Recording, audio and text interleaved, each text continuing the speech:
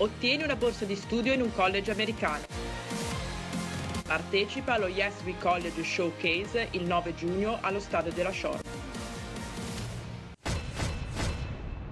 Penultima giornata di eccellenza e ultima partita in casa per la Genova Calcio, che davanti ai suoi tifosi vuole concludere al meglio un campionato ricco di soddisfazioni. Gli avversari sono i campioni indiscussi. La Fezzanese ha infatti già da una settimana conquistato la Serie D. Dopo pochi secondi dal fischio d'inizio è già in attacco la Fezzanese. Cargiolli appoggia per Cupini, che va alla conclusione. Ottima risposta di Dondero. Dopo 6 minuti il gol che sblocca il match. Cross perfetto di Costa e incornata vincente di Romei per l'1-0 della Genova Calcio. E ancora Romei al 28esimo sigla il gol del raddoppio locale. Ottima palla servita da Camoirano. Non si accontentano i ragazzi di Balboni e dopo 6 minuti Massara fa un tentativo da fuori area. Il pallone fa la barba al palo, ma dopo 5 minuti ecco che Massara gonfia la rete e cala al tris. Subito la risposta degli ospiti con De Martino che testa i riflessi di Dondero, che però risponde bene.